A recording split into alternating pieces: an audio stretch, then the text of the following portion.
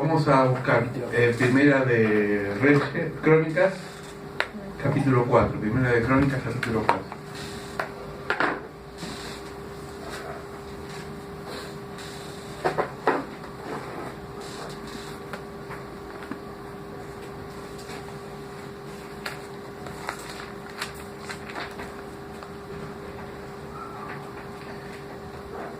Y vamos a leer la vida de un personaje que es mencionado en 2 versículos. Y es interesante aprovechando que hay 2 mamás embarazadas. Vamos a descubrir cómo el nombre tiene un significado importante para el ser humano. Cuando se le pone un nombre, a veces no sabemos el significado, pero cada nombre tiene un significado, ¿no? Entonces, leemos juntos Crónicas capítulo 4, versículos 9 y 10.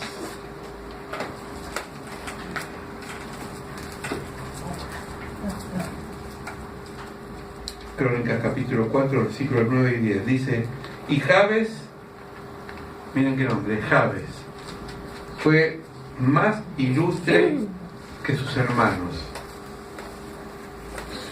el cual su mamá o su madre lo llamó Jabes, diciendo: por cuanto lo di a luz en dolor.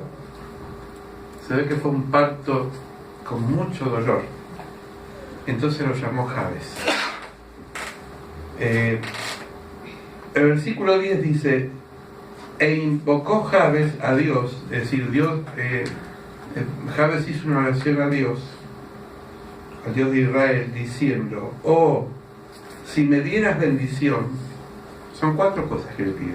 Si me dieras bendición, ensancharas mi territorio, y tu mano estuviera conmigo, y la última, y me libraras del mal, para que no me dañe. Y le otorgó Dios lo que le pidió. Fíjense en qué oración cortita, concisa y clara, ¿no? Primero pide bendición. Segundo pide ensanchar el territorio, que le voy a explicar lo que es. Que la mano de Dios esté con él, es decir, que lo proteja y que lo libre del mal. Por ejemplo, cuando Agar, que fue la esposa de, o la concubina de Abraham, porque la esposa fue Sara, le puso a su nombre Ismael. Ismael, uno de mis hijos le pusimos Ismael, que falleció. Ismael quiere decir Dios oye nuestra aflicción. Fíjense el significado, ¿no? Porque realmente fueron los partos más difíciles. Y se ve que la mamá de Jabes,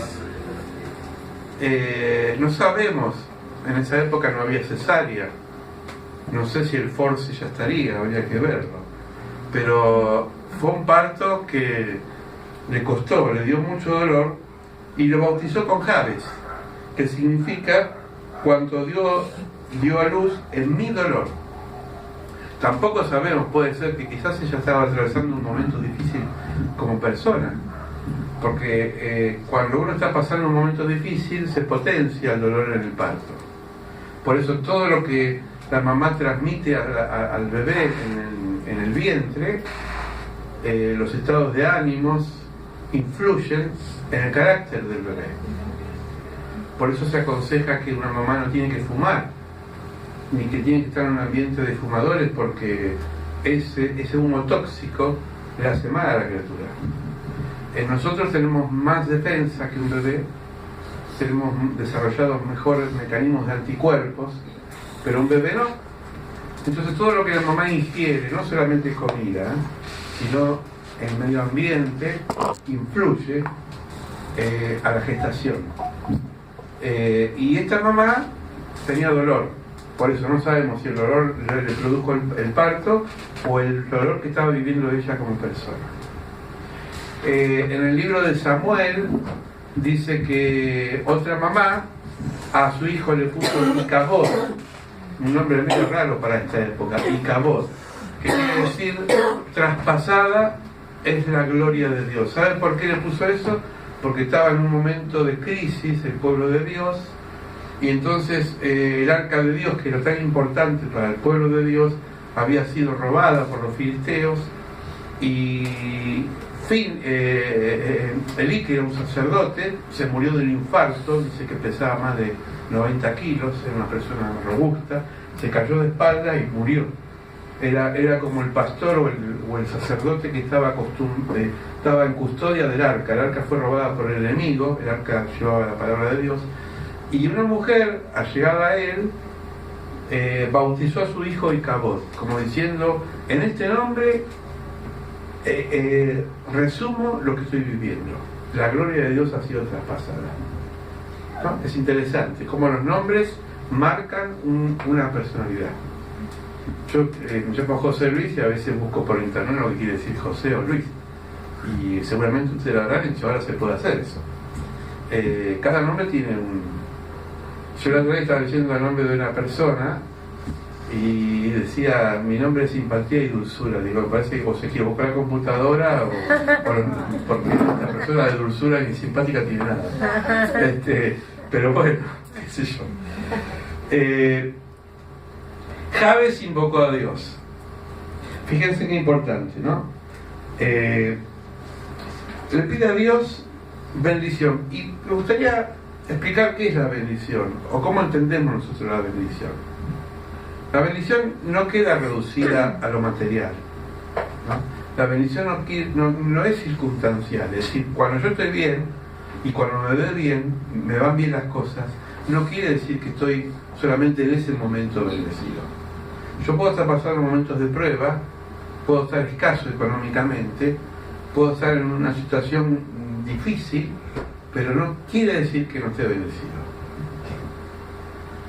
Porque vamos a ver que una plegaria está encadenada con otra plegaria. Estar bendecido es estar de alguna forma colmado por la presencia de Dios.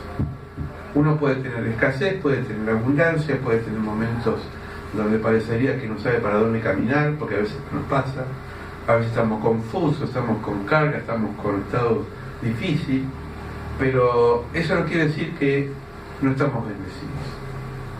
Por eso la bendición va más allá de la vista. Yo puedo estar en un desierto en ese momento donde quizás no entiendo bien lo que me pasa, pero no quiere decir que no esté bendecido por Dios. La bendición, dice de Dios, no añade tristeza. Es decir, yo puedo tener, por ejemplo, dinero, ganado bien, pero quizás no es bendecido. Parece contradictorio, ¿no? Porque uno dice, si uno trabaja, el trabajo es de bendición, claro que es de bendición. Pero a veces, no todo el trabajo está acorde a lo que uno tiene que hacer. A mí me pasó varias veces que yo hice trabajos que estaban fuera de lo que Dios me había pedido que haga. Tenía el dinero, pero se me iba como el agua. Y no entendía por qué. Digo, Señor, ¿qué está pasando? Porque es más, yo ese dinero yo lo diezmaba, la obra lo ponía, pero no me satisfacía. Y un día en una predicación un pastor dijo que a veces nosotros estamos trabajando en algo que no está dentro del plan de Dios. Porque dice la palabra de Dios que si Dios no está en ese plan, en ese proyecto, por más que te levantes temprano y te acuestes tarde, Dios no bendice ese proyecto. Parece cosa loco, ¿no?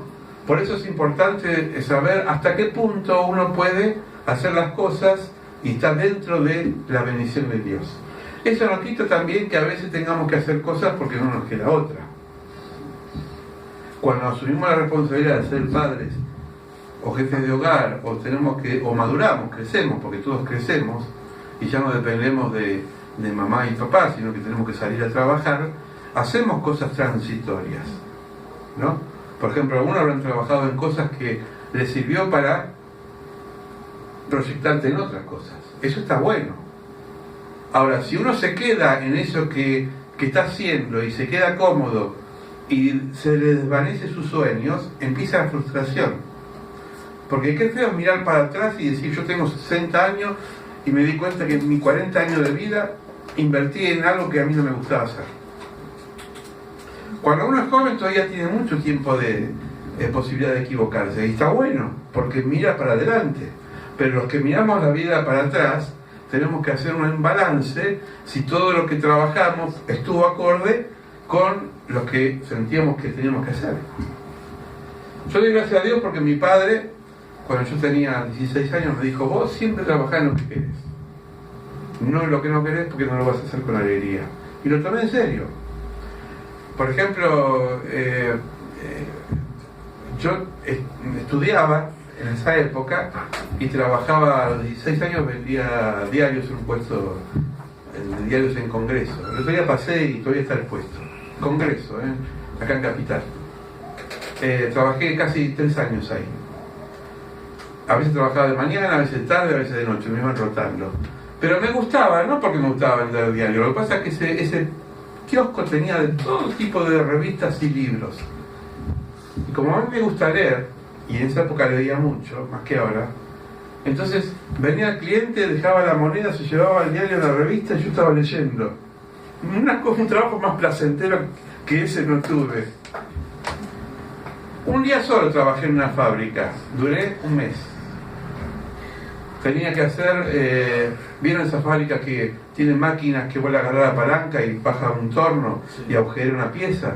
Y yo estaba así con un torno. Y después me miré al espejo y digo, yo soy una máquina al final, porque soy la extensión de esta máquina. Y le dije al dueño, que era un pariente mío, le dije, Rubino, renuncio, no es para mí esto.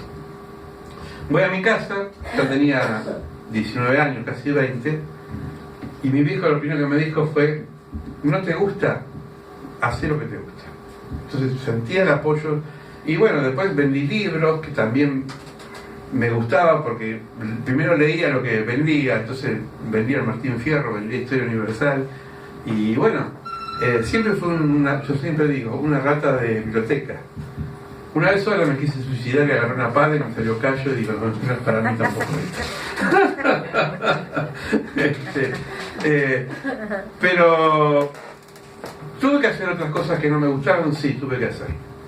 Antes de trabajar en la escuela, trabajé 3 años de remis, porque tenía chicos que mantener, trabajaba 12, 14 horas por día, pero no me gustaba manejar todo el día un auto.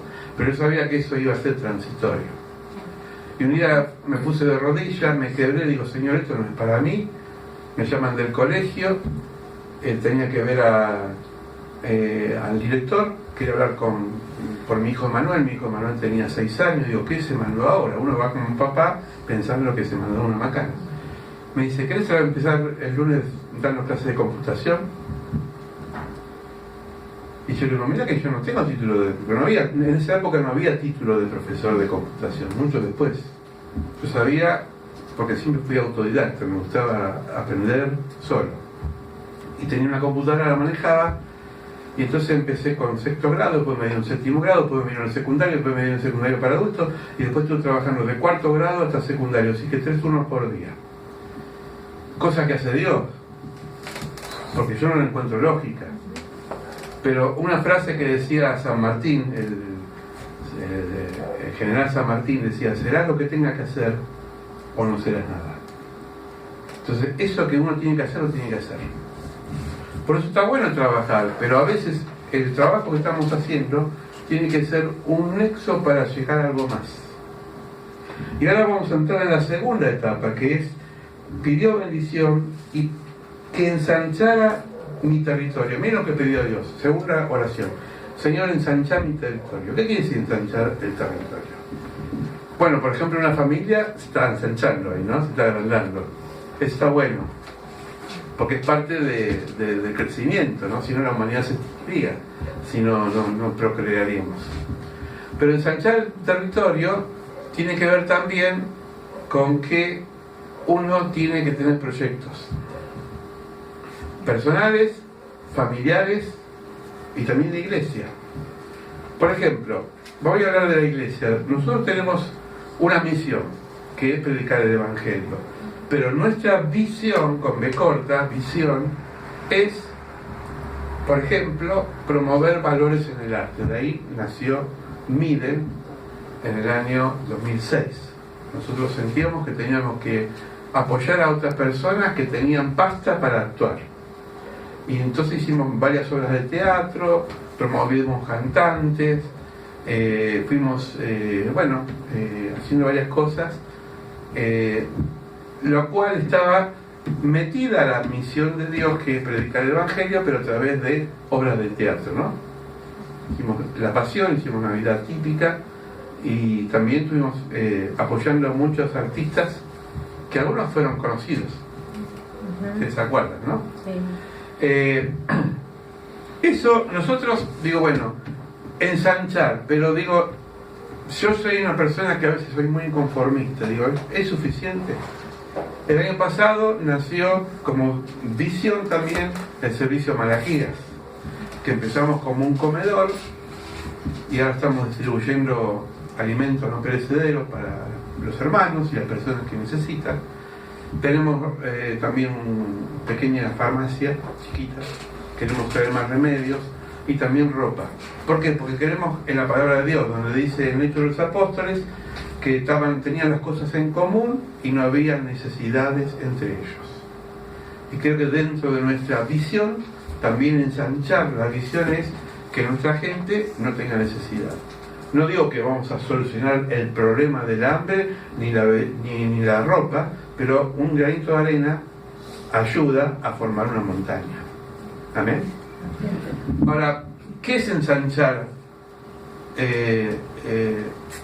Extender, a ver cómo dicen, ensanchar el territorio. Es decir, nosotros tenemos que exigirnos más, cada uno de ustedes. Ustedes saben que la mediocridad no es buena. No es buena para un cristiano. Una persona nunca tiene que estar conforme con lo que es. Tiene que aspirar a más, ¿no? Por ejemplo, puede ser en el estudio, puede ser en el trabajo, puede ser en la vocación, pero Dios nunca quiere que nosotros seamos iguales, sino que mejoremos, que nos esmeremos. Y en cada orden, en cada paso que nos toca vivir, en cada etapa. Las que son mamás ahora, quizás años atrás, no pensaban ni siquiera que iban a ser mamás, ni siquiera que iban a tener también pareja. Pero Dios ahora tiene una doble responsabilidad: acompañar a su marido y acompañar al bebé en gestación. Las personas mayores como nosotros seguimos aspirando a cosas más, porque no nos conformamos, porque no queremos decir, Señor, ya lo hice, porque siempre hay cosas para hacer. Ensanchar quiere decir que yo necesito todos los días cargar las pilas para algo más. Yo siempre digo que hay tres tipos de personas. Está el pasivo, está el activo y está el proactivo. El pasivo es el que tenés que empujarlo para que haga algo. Movete, chiquita, movete, o chiquito, porque no hace nada. Y cierto, y se da cuenta y lo empujas, ¿no? Después está la persona activa que se mueve, que va haciendo cosas, ¿no? A veces en el trabajo, yo, por ejemplo, en mi trabajo, yo me acuerdo que había compañeros que eran muy activos, hacían para el día de, qué sé yo, el día de una fiesta patria, hacían decorar el aula, ponían flores, que está bueno eso, ¿no? Como la gente que quiere decorar la iglesia, está bueno eso, ¿no? Pero eran activos en esa área. Y el proactivo es la persona que vos le das una responsabilidad, pero hace el doble de lo que vos le diste. Y te lleva la sorpresa de que decís, yo no sabía que podía hacer eso. Porque tiene un potencial adentro que quiere hacer más de lo que es. Pero no porque es chupa media, entiéndame, porque a uno ya le estoy leyendo la mente. No es porque quiere estar mejor con el pastor o mejor con el patrón, sino que son personas que tienen una naturaleza que quieren superarse. Por ejemplo, yo tuve una vez un negocio, tuve un empleado en un negocio, vieron ese negocio que venden de todo, ¿no? Desde lavandina, artículos de limpieza, kiosco, bueno, de todo, en Capital. Y tenía un empleado que yo me iba a hacer las compras y él le pagaba yo para estar en algunas horas en el kiosco. Cuando venía estaba dado vuelta el kiosco, pero para bien. Había limpiado toda la bandeja, le había cambiado de lugar, los exhibidores lo había cambiado de lugar, estaba más presentado, y yo digo, jamás se me hubiese ocurrido esto. Y un día le dije, mira, vos a mí me interesás para que te quedes acá, pero no quiero ser egoísta. Vos tenés mucho para hacer allá afuera. Me hizo caso y se puso un kiosco, la competencia. pero lo hizo muy bien. Yo como sabía que no iba a durar mucho, porque ese kiosco después se convirtió en una casa de oración. Saben que era más fuerte que yo. Alquilamos con mi hermana allá en la calle Chile, en el barrio San Cristóbal Congreso, un kiosco en la época donde estaba Raúl Alfonsín como presidente, 1983-84, y de pronto ese kiosco, yo no, me vino una inflación, no podía reponerlo. Y entonces un día le dije a mi pastor, el pastor Guzmán, le dije, me gustaría dar acá una merienda para chicos carenciados. Enfrente del kiosco había una pensión, 2 pensiones. Las pensiones vieron que había mucha gente y estaba llena de pibes. Entonces se cruzaban al kiosco, pero ya no a comprar golosinas, sino a tomar la leche. Y teníamos bolsas así de leche en polvo y pan que nos donaban. Y de pronto alguien me daba plata para pagar alquiler, porque había que pagar alquiler, porque el kiosco lo alquilábamos. Y un día vino el dueño y se agarró la cabeza. No los pelos porque era más pelado que yo, pero se agarró la cabeza. Dijo, este era un kiosco antes, ¿qué es ahora? Y me vio a mí con la guitarra y los chicos cantando aleluya, y era una iglesia ya. Entonces cuando mi amigo, el empleado que había trabajado para mí, él empezó a competir, a mí no me hizo mellas, porque yo no iba a ser siempre kiosquero. Yo quería ensanchar la visión, quería predicar, ya sentía el llamado de Dios. Todavía no era pastor, pero ya sabía. ¿Y sabe cómo lo descubrí? Porque uno tiene que descubrir por las cosas que le pasan. Una vez vino una señora, una clienta del kiosco, yo te lo conté acá, pero lo voy a contar para los que no lo conocen. Vino con la mano así, gorda, hinchada, una mujer bajita. Me dice, señor, no, muchacho, me dijo, yo era joven, el muchacho me dice, ¿tenés una aspirina, tenés algo para el brazo? Y era verano, así que tenía acá una solera, se le veía todo el brazo encarnecido, y el otro brazo era flaco. Digo, a esta mujer algo le pasa. Y entonces empezamos a hablar, y en el kiosco yo atrás tenía una bandera que decía Jesucristo la única esperanza. Me dice, ¿usted es evangélico? Me dice, ¿o vos sos evangélico? Digo, sí, yo voy a la iglesia, yo soy cristiano. Ah, me dice, digo, ¿por? No, por nada. Y se quedaba así, por nada. Y me dice, bueno, necesito llevar cigarrillo, pero si no sé lo que me pido. Y de esas cosas que tiene Dios me puso una carga acá en el corazón y le pregunto, ¿por qué tiene el brazo así? No sé, hace tiempo que empezó a crecer. Digo, mire, lo que pasa es que, me dijo así, tengo mucho odio dentro. Guau, le digo. Yo ese día tenía una Biblia ahí en el mostrador, y ese día estaba leyendo Proverbios que decía que la enfermedad me secó los huesos. Entonces yo le digo, ¿no estará enferma usted del alma? Me dice, ¿cómo me decís eso? Me salió. Y entonces me dice, sí, la verdad que sí. Yo hace poco enterré a mi marido, y a ese me dijo una serie de cosas que no me puedo repetir ahora. No lo perdoné, ni lo voy a perdonar. Ah, le digo, ese es el tema, le digo. ¿Por qué no va a su casa esta noche, se encierra en su cuarto y le pide perdón a su marido? Y me dice, a ese jamás le voy a pedir perdón. Tenía un odio la pobre. Bueno, yo le dejé picando ahí la pelota. A las 2 semanas viene a comprar y la veo con un semblante diferente. Estaba mejorcito del brazo, pero estaba ella mejor. Me dice, te hice caso, me dice. Le pedí perdón a ese, no lo quería nombrar. Yo sé todo lo que me hiciste, se puso de rodillas, pero te perdono. Y yo le había dicho que Jesús nos mandaba a perdonar. En el Padre Nuestro dice, perdona nuestras deudas como nosotros perdonamos a nuestras deudas.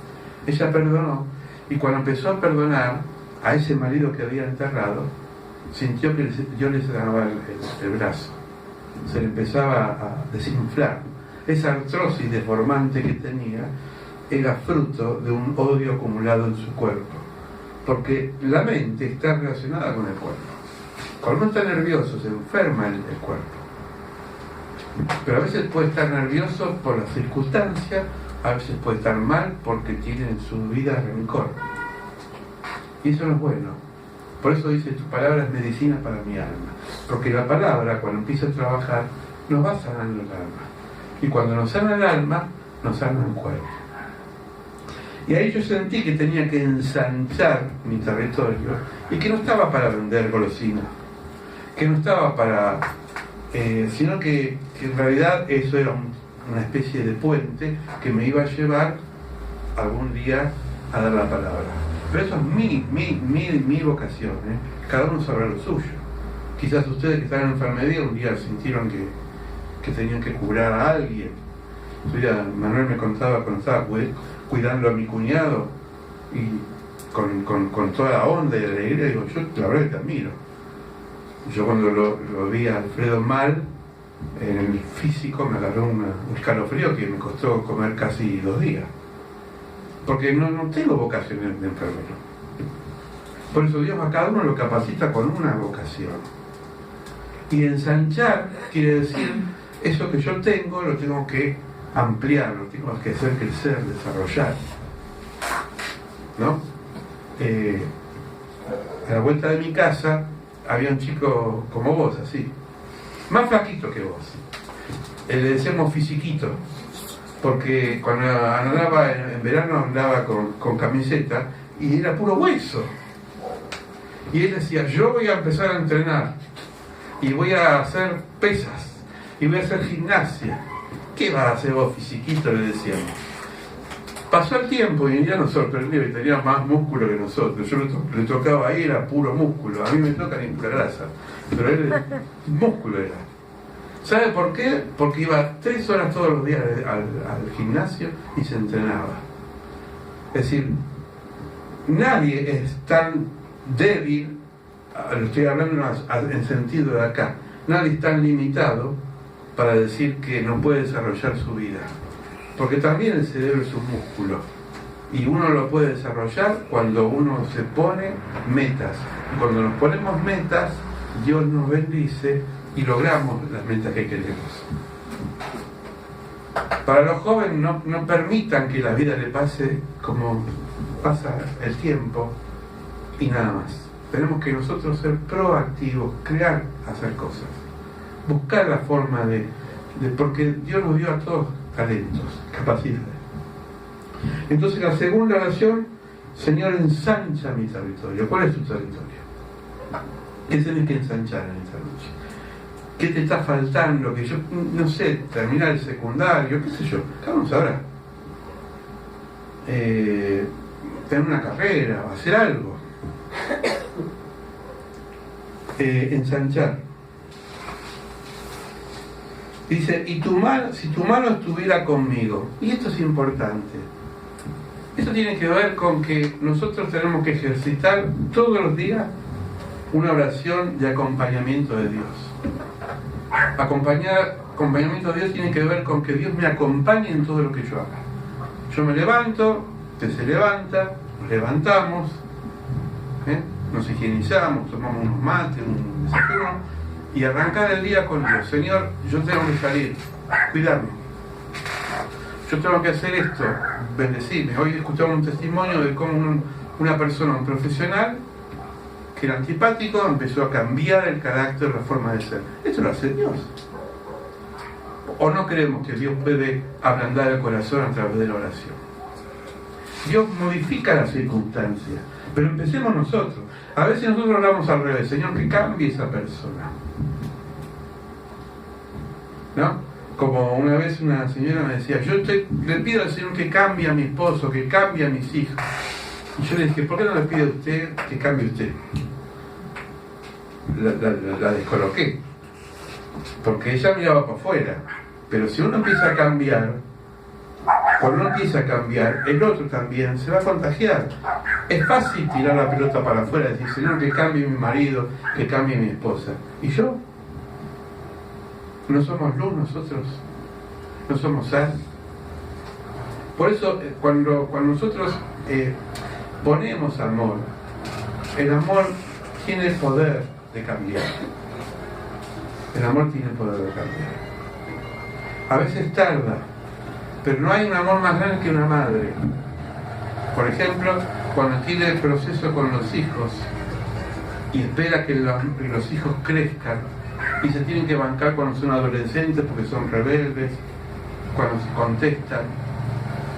Había una parábola, un cuento de una mamá, que a mí me gusta contarlo mucho en el Día de la Madre, pero voy a aprovecharlo esta noche, ya que hay dos mamás en potencia. Dice que había un muchacho, 4. No, pero mamá que viene en potencia porque tiene acá la semillita, la otra ya lo parieron. Habló de las que, y de las que vendrán también, porque no hay dos mujeres, las mamás que ya son mamás por experiencia. Pero tiene que ver con el amor de madre. ¿Vos también sos mamá? Ah, está bien. Después me mostrás el link. Había una mamá que amaba mucho a su hijo. Es una historia, ¿eh? Es una parábola.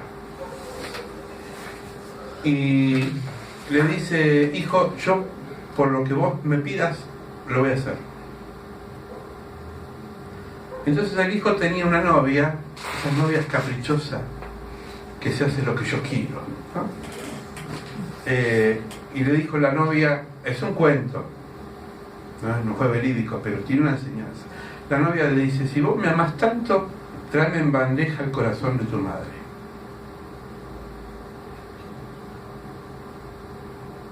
Y el hijo bobo, como todo bobo enamorado, mató a su mamá, le sacó el corazón. Y cuando iba caminando, corriendo por el campo con la bandeja, se cae, se tropieza, y ese corazón se rompe en medio de los cardos, de los espinos. Se hacen anicos.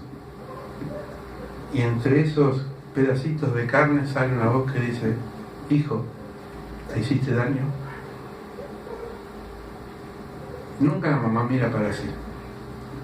Siempre mira el bienestar de su hijo. Ese es el amor que tiene Dios con nosotros. A veces le queremos arrancar el corazón a Dios. A veces le damos la espalda a Dios. Por meses a veces lo ignoramos, no hablamos con Él. Pero Él siempre está y te va a decir: hijo, hija, ¿qué necesitas? Fue tanto el amor de Dios que dio a su hijo en la cruz. Lo hicieron pedazos en la cruz. Dice Isaías que su rostro estaba tan deformado que no lo podían reconocer.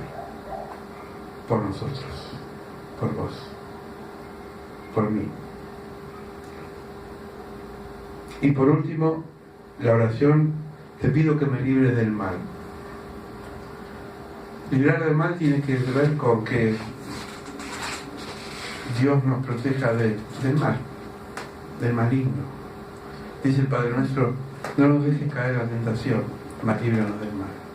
Jesús, antes de morir, le dijo: Padre, no te pido que los saques del mundo, presérvalos del mal. ¿Esto qué quiere decir? ¿Que vamos a tener pruebas? Sí, vamos a tener pruebas. ¿Que vamos a tener momentos difíciles? Muy difíciles. Pero si le pedimos a Dios de corazón, Él nos va a librar del mal. Que el mal nos ataque, nos destruya. Porque el enemigo no descansa, hermanos. El enemigo día y noche está como un león rugiente para devorar y quiere hacernos tropezar y nos quiere hacer confundir y nos quiere dañar el alma. Tenemos que pedirle al Señor: líbrame del mal. Líbrame del mal que me quiere alejar de mis seres queridos. Líbrame del mal que me tienta para hacer no tu voluntad, sino la que yo quiero.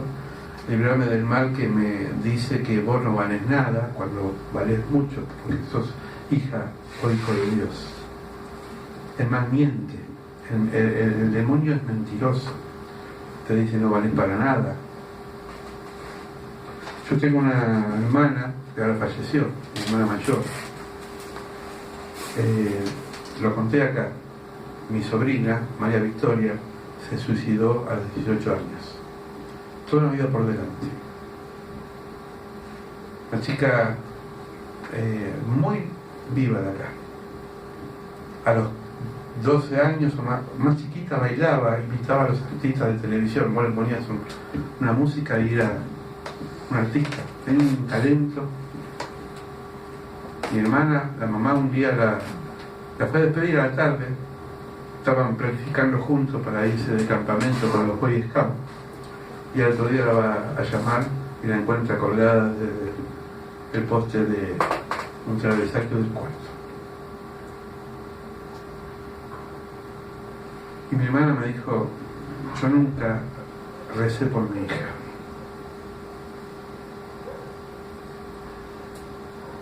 Para mí fue como un nudo, porque era un corazón desgarrado de alguien que había descubierto, como mamá, que la quería mucho, como toda madre, pero no había velado por su hija. Nosotros tenemos que orar por nuestros seres queridos. Señor, que fulano y mengano el mal no lo ataque, lo cuida, lo proteja. Y si Dios tiene algo con esa persona, es también un propósito. Porque hay cosas que no entendemos. Hay cosas que van más allá de nuestro entendimiento. Por eso oremos siempre con esta oración que para mí encierra todo. Pedirle a Dios que nos bendiga, que ensanche nuestro territorio, que esté con nosotros siempre y que nos libre del mal. Si hacemos esta oración, cuando salimos, búsquelo. Yo lo tengo acá como un cuadrito, me dice. Primera de Reyes, 4, 9 y 10, la oración de Jabes. Es como la llave para tener una vida en victoria. Y Dios quiere que tengamos una vida de victoria. Primera de Crónicas, ¿no? Primera de Crónicas, perdón.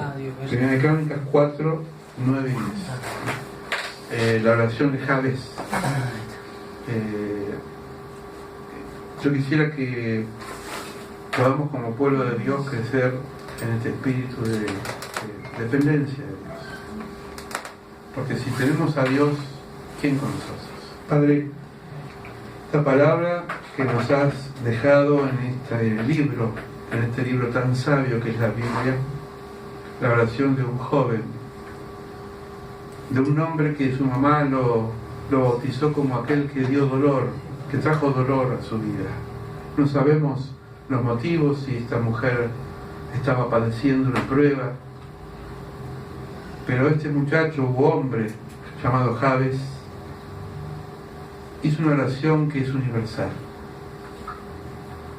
Primeramente, Señor, que lo bendigas, y te pedimos que nos bendigas, que ensanchemos el territorio, que seamos ambiciosos para bien, de crecer, de exigirnos cada vez más. Que estés con nosotros en cada cosa que hagamos. Cuando nos levantamos, cuando nos acostamos, cuando vamos a hacer las compras, cuando trabajamos. En cada detalle que siempre te invoquemos. Y por último, Señor, líbranos del mal. Porque el mal está instalado en el mundo. Tú le dijiste que era el príncipe de este mundo, Jesús, hacia el diablo. Y sigue actuando. Y sigue destruyendo familias. Y lleva a jóvenes a la droga, a la delincuencia, al alcohol, Señor. Oh Dios, libra a nuestra familia de todo mal. Protégelos con el poder de lo alto. A nuestros seres queridos, esposos, esposas, hijos, de los que están, los que vendrán. A nuestros padres, a nuestros hermanos, a nuestros vecinos, a nuestros amigos. Protégelos de todo mal. Que todos los días, Señor, al empezar la jornada, podamos decir esta oración y lograr buscar, Señor, la comunión contigo. Gracias, Señor, porque nos enseñaste en esta tarde, en esta noche, que si estamos contigo, ¿quién puede estar contra nosotros? En el nombre de Jesús, bendice esta congregación y a todos los hermanos que están ausentes. Amén. Amén.